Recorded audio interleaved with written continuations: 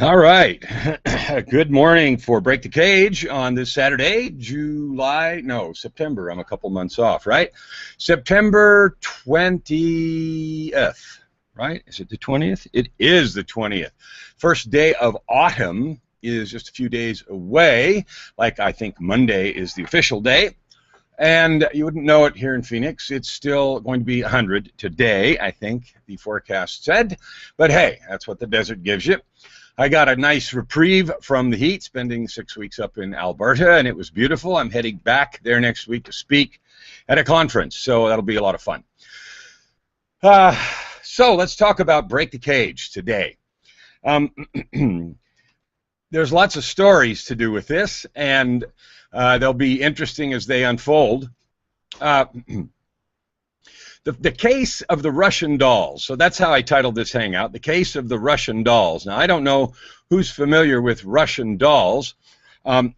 Joy, my wife, is eBay, long time, many year, at least 10, 12 year eBay merchant, and has sold all kinds of stuff. She's an expert in antiques and collectibles, and her maiden name was Bondarenko, which is Ukrainian, and so she had a lot of Ukrainian and some Russian things from her dad, who was born over there, and a lot of close relatives that had close ties before they came to Canada. So anyway, Russian dolls are a particular kind of doll that they're sort of big.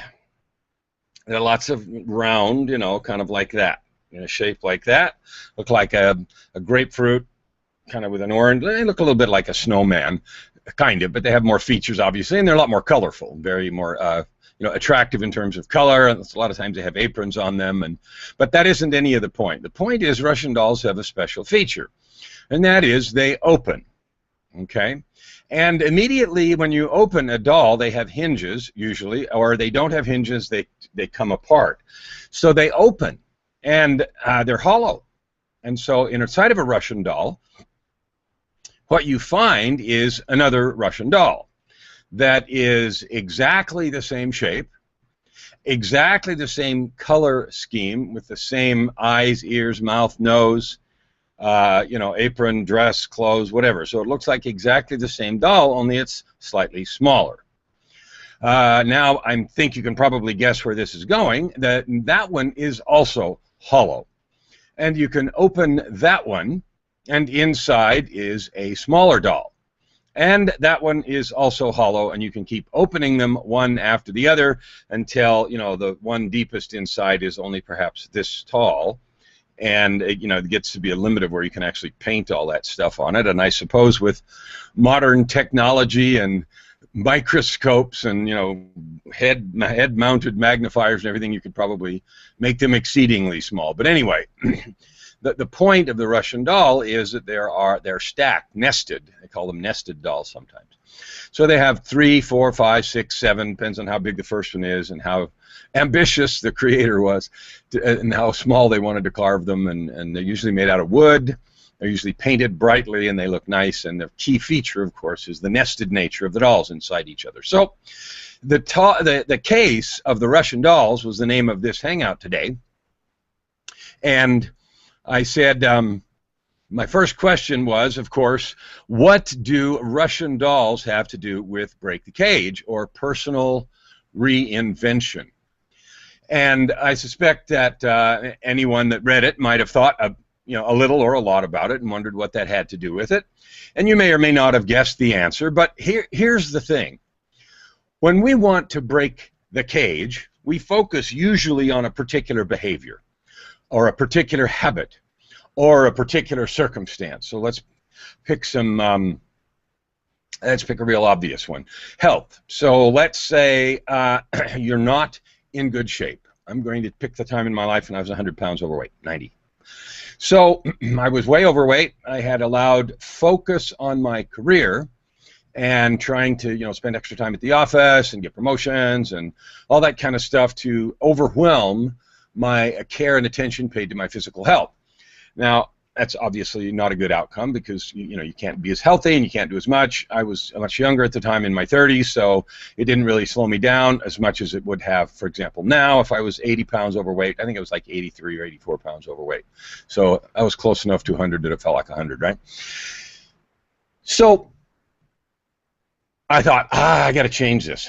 And I didn't like it, and I had gone after it several times. So I had lost, 20 pounds once and then gained it back, and usually a little more, and 15 pounds and gained a little more, and lost 20 pounds, gained a little more, and et cetera, et cetera, et cetera, until I had gotten all the way up to 280, right? And I was supposed to weigh about 200. I have a pretty big frame, and so I ended up losing 90, and at 190, which is where I ended up, I was pretty toothpicky. So I put 10 pounds back on intentionally. At 200, I'm, a little over 200. I'm a pretty good size. I feel really good, really athletic, and so forth. So anyway, that was the case. And for me, here's what the point is: nested dolls means that there is more of the same inside. Russian dolls, that's their characteristic. One thing after another, and you know what? They look exactly the same. So here's what that has to do with Break the Cage. I started with, at heavy, I said, all right, I got to lose some weight. I tried 4, 5, 6, 7, 8, 9, 10, 11, 12 times. I tried, working out. I'm going to get up every morning and do whatever, run, workout, do some weights. Had an exercise bicycle. I'd gone through all the typical buy this, buy that, try this, try that things, right? And had failed. Tried some fancy and funny diets. Only eat fruit at this time of day, and only eat, whatever, like many that have and I had all the same kinds of stories. So here's what I mean by Break the Cage is related to Russian dolls, and that is this: problems are always nested. There are always struggles within struggles within struggles within struggles, right? And the minute you open the first Russian doll, you're presented with another doll that is exactly the same color, shape, size, not size, color, shape, appearance, made out of the same material, and so forth. So let's talk about what that means specifically in terms of changing behavior, breaking out of habits, breaking the cage, right? All right. So here's what I discovered. Immediately my thought went to, okay, I need to lose weight. All right, great. So the first thing about lose weight I thought of, now other people might think I got to eat less or whatever, but my thought is I got to exercise. So that was my attack. I've got to exercise. And I went after exercising. And then I decided, wow, this isn't working that well. I'm not doing anything. And that was opening the first Russian doll. So then I realized, oh, well, I don't have to just exercise. There is another problem that I have to address. Well, what was that? Well, I had tended to eat late at night. I worked shift work, rotating shift work, which is hard in and of itself. 6-day shifts or 5-day shifts, 6-day shifts, couple days off, 7 afternoon shifts, couple days off, 7 graveyards, 4 days off, and then I had worked 12-hour shifts for a while, where you had longer days off, but it still messes up your sleep patterns because you're continuously rotating and you're not stuck on one shift. That meant that I had a habit of eating at weird times. So instead of having regular food intake with regular processes, I had a bad case of kind of eating indiscriminately at indiscriminate times. Holy, right? And so I need to make an adjustment here in something so that I'm making a technical adjustment. Thank you very much for bearing with me. Okay, so here was the deal. I had to make a change in that too. So that was the second Russian doll. So I had to quit eating right before bed. So sometimes I'd come home after a shift. I wouldn't have taken food to work. I didn't really like the vending machine stuff. I was never a big vending machine freak. I went through little phases, but that's never been my style to do that. So I would come home and then I would eat. Well, you know, when you do that, you eat whatever's handy. So my favorite things are cheese and, you know, whatever happens to be handy and easy, and I like cheese, so I'd make myself cheese sandwiches and, you know, that kind of stuff that was easy to do and didn't take any preparation. And, of course, had good, you know, good flavor. So then I thought, all right, I've got to change that. That was my second Russian doll. The third Russian doll is the kinds of things that I was eating. So then it wasn't, I started losing a little bit of weight, and when I changed I started exercising, and I stopped eating or ate less after work, or, tried not to eat at all. And to substitute, and I started taking, things to work to eat. And those are all different pieces of the Russian doll, right? So I had started exercising. And at first it was sporadic, and I didn't do it every day, and I didn't do it diligently because it was hard to get up earlier, and all the same things that everybody has. Then I realized, well, I got to quit eating late at night because that's not helping me. And late at night might be, 7 in the morning, but it's after your shift, right? So it feels like late at night because you're going to come home and go to bed. The next thing I realized is that I wasn't sleeping well. I hadn't trained myself to adapt well. The diurnal cycle was messed up. Working shift work is hard enough as it is, but I hadn't been diligent about, sleeping right after graveyard shift, or structuring the day so that I stayed up and then slept right before work. Every day I would change it. Sometimes I'd come home and stay up. Sometimes I would come home and try to go right to bed, but then I would get up. I'd come home at 7:30. I'd try to get up by 12:30 and have only 5 hours sleep. So then I realized that my sleep was messed up, and the lack of proper and regular sleep was causing a problem. Then I realized that I was trying to do too many things, and I was under some stress because at the same time I was running a full-time recording studio, which I had intended at that time to make my full-time job. And circumstances that I'll talk about another time made me change my mind and pursue electricity, which I did until I had 30 years in it. So the point about the Russian dolls is it is never enough when you're trying to make a specific and significant change in your life to go after one thing. Okay? So for me, I had to exercise. I had to change eating right when I got home or right before I went to bed. I had to change what I ate, because I was in the habit of eating a lot of butter on bread and toast. I put too much mayonnaise or Miracle Whip or whatever on sandwiches. I ate too much cheese. I ate too much high-fat food. And I hadn't really paid attention when I was younger, and even more active. And I've always been active. I played a lot of semi-professional and city league team sports, volleyball and other things, team sports.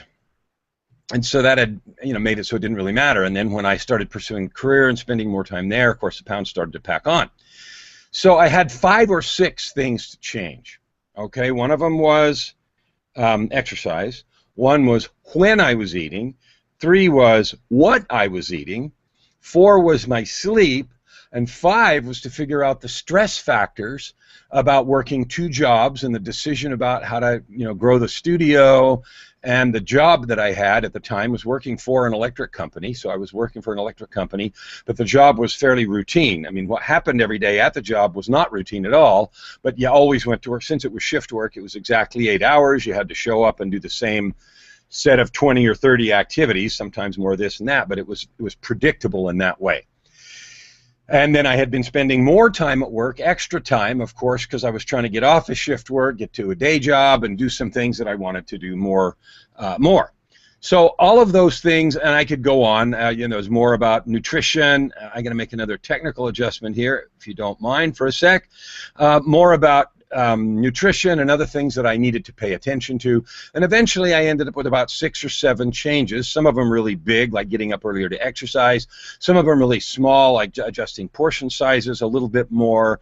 Eventually, when I had lost 50 or about 50 pounds, I figured out that I had to break my exercise in 2 parts. I had to do some in the morning, and then I had to do another 20 minutes or 30 minutes in the afternoon to keep my metabolism going up, and morning and afternoon is relative according to the shifts and stuff. So making that happen, then finally exercising twice and everything, I was eventually able to lose, and it took place in over a year, 90 pounds.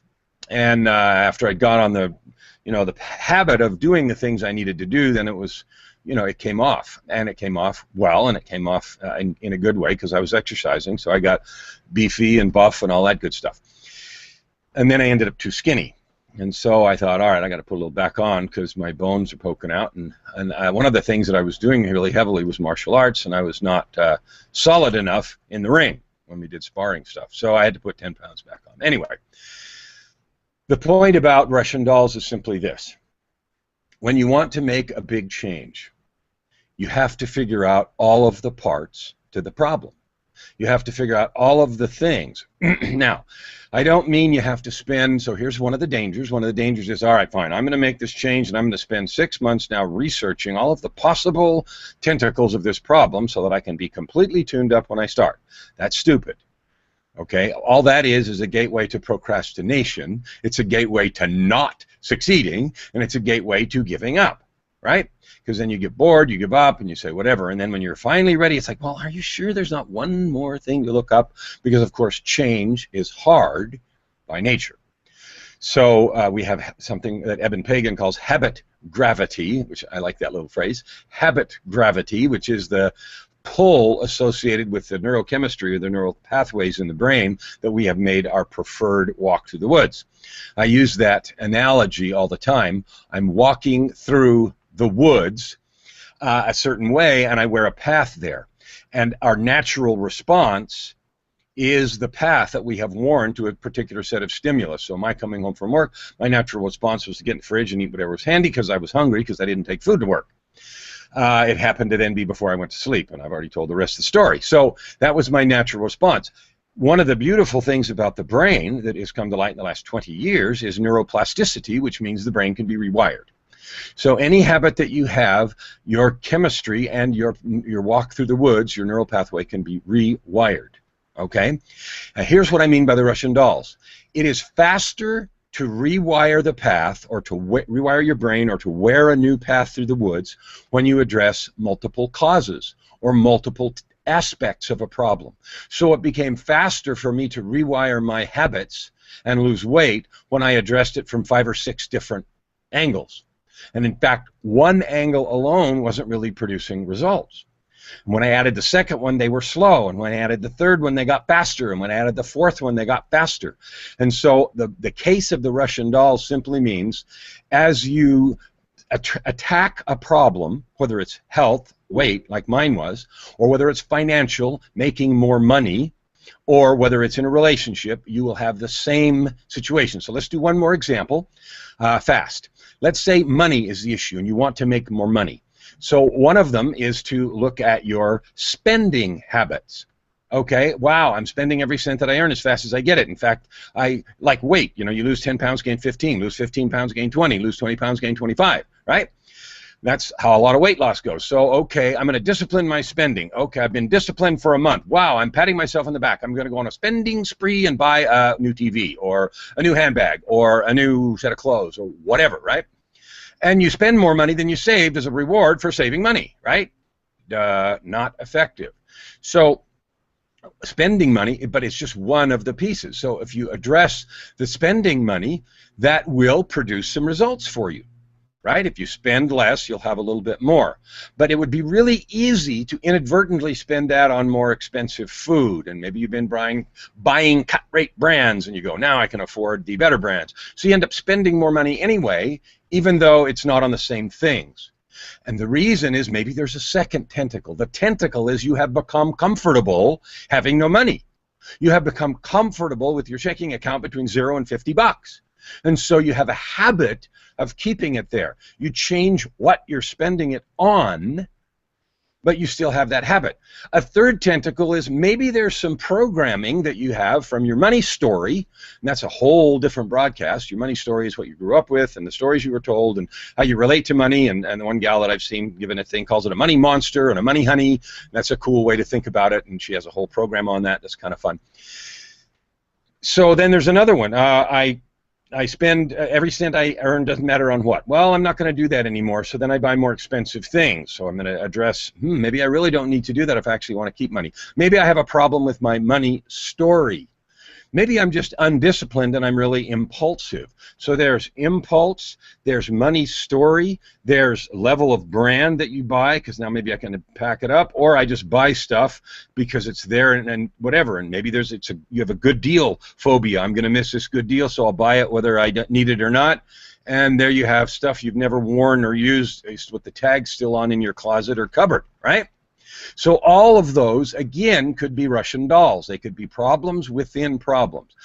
And maybe there's some deeper issues about money. You're afraid of money, or you're afraid that if you have money, you'll misuse it, or you'll gamble or drink or do something like that, right? I mean, there's all kinds of layers that this can have.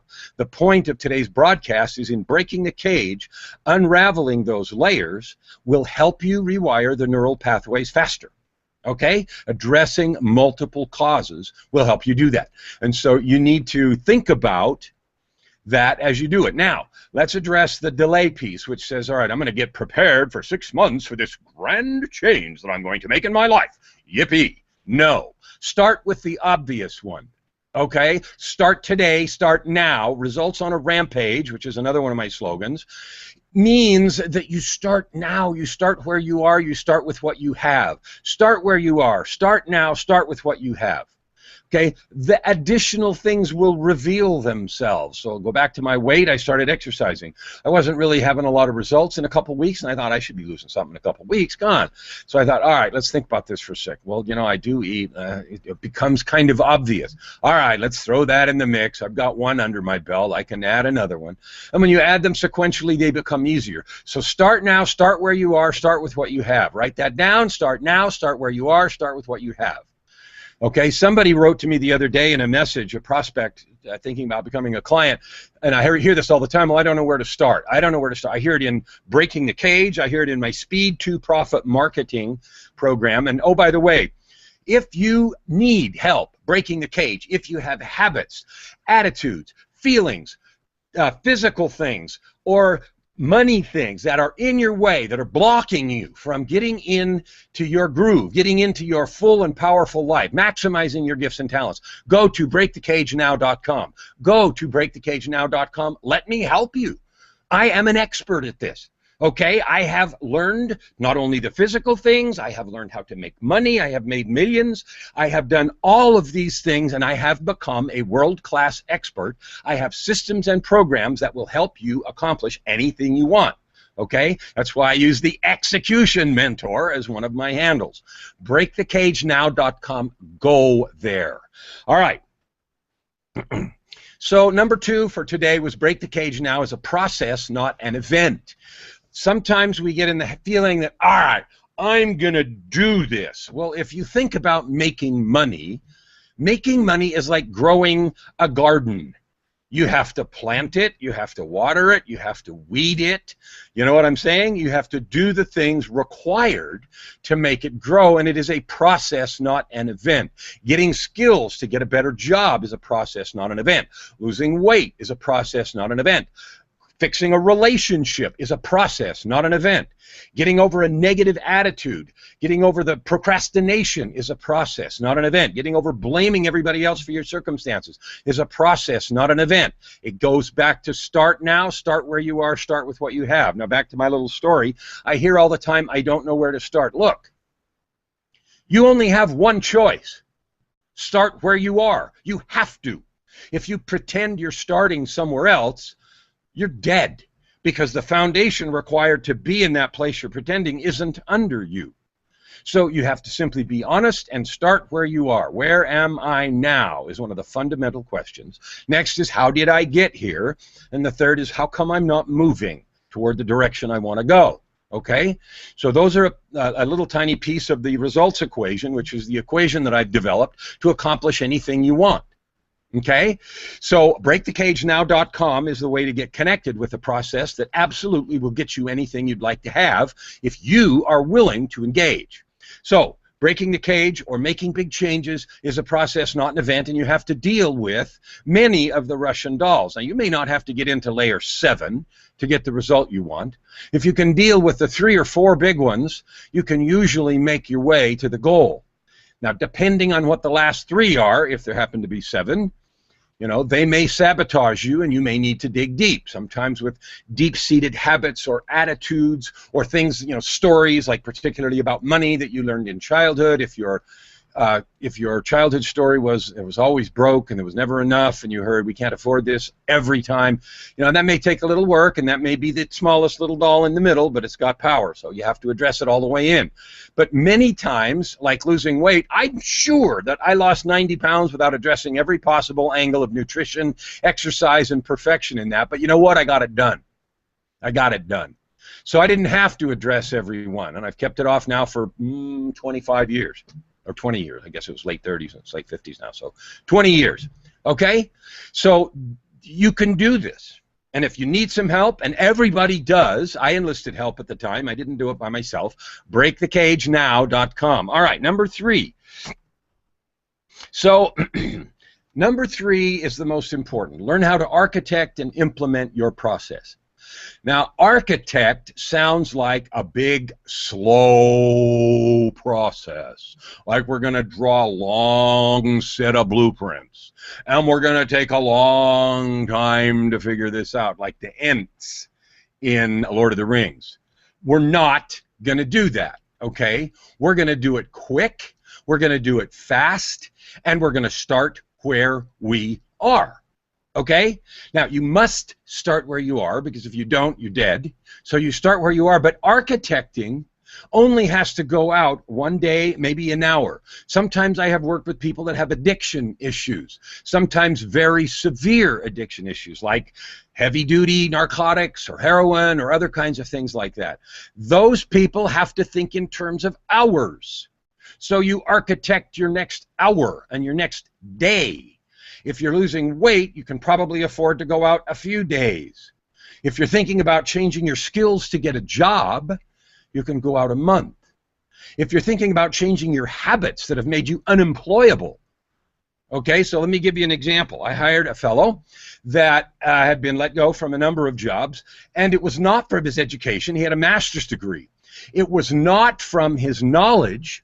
He had work habits. He had the habit of making excuses all the time for not getting stuff done. Oh, this happened, that happened, the dog ate the blah, blah, blah, blah, blah. He was a master's degree engineer, okay? Excuses all the time, and to him they were perfectly reasonable. That was one habit he had. Make excuses. Everything gets in the way. I don't have time. I'm trying to do this. I'm trying to do that. And it got really tiring for the coworkers because there was always an excuse. How come stuff isn't done, right? The second thing is he had a personality conflict. He needed to be right, or he needed to act like he was right, or defend his position all the time. And if it wasn't that he was wrong, then he got, you know, testy and he got angry. I went golfing with him once. Holy moly, what an experience. You know, screaming at every ball, angry, cussing like a madman at every hole. Wasn't a fun round, right? Because there was so much intensity of emotion around things that he thought he wanted to have done that it was a real drag to have the golf round with him, right? Okay, so here's the deal.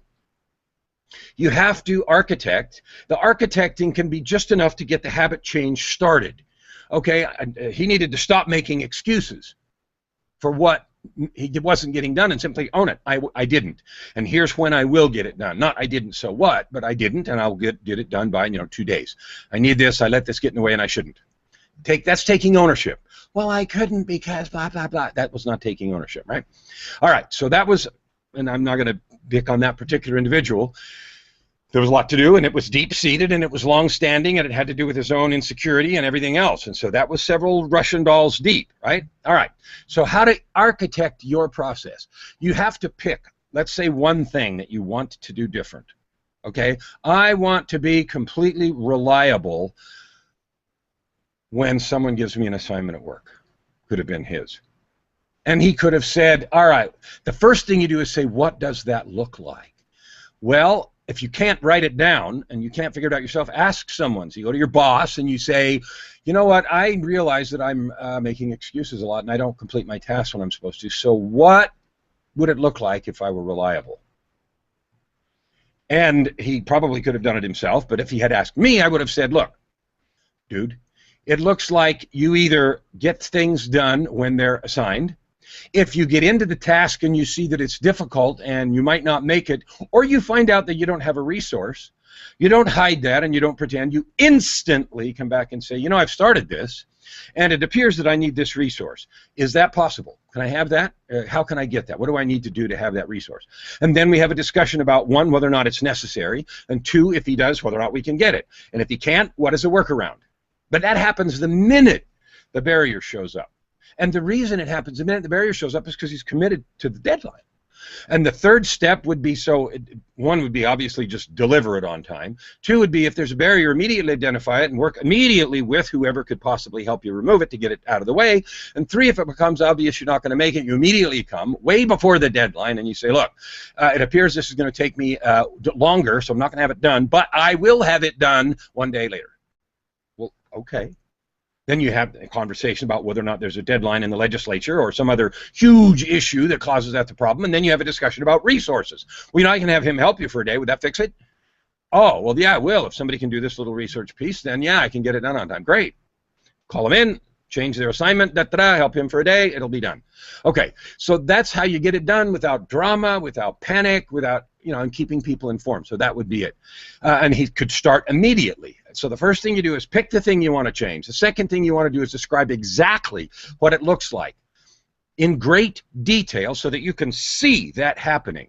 Okay, and then you start on it immediately and you make adjustments as you go. This is one of those ready, fire, steer things, right? All right, now I've gotten on my soapbox today, big soapbox, because not addressing, pretending, and all of those kinds of things are really irritating for me, because I've managed people over a long period of time, many years, and I've seen all kinds of people, those that are diligent and get things done and those that don't, and there are very similar patterns of behavior in all of the people that are diligent and get things done, whatever changes they want to do, and it is absolutely transfers through all areas of your life. The way you do one thing is the way you do everything.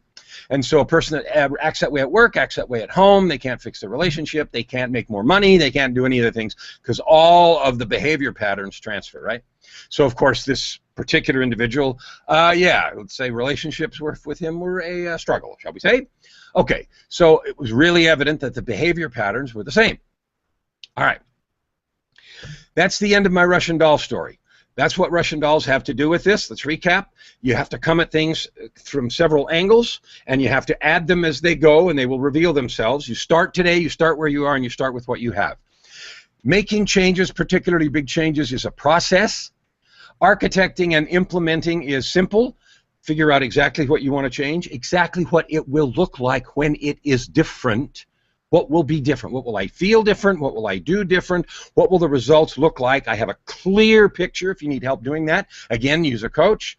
And the implementation is start now, start where you are, and start with what you have. And if I'm sounding like a broken record, good, I'll say it again. Start now, start where you are, and start with what you have. I am over time with my rant today, so I apologize for that, but this is an important topic, and it gets in the way of many people breaking the cage. So I'm going to go ahead and end the broadcast today, and those of you that are watching later, please fill up the place with comments, hate mail, I don't really care, I'll answer them, or things that you've learned, insights and stuff like that. I'd love to hear them. We will see you next Saturday in Break the Cage Now.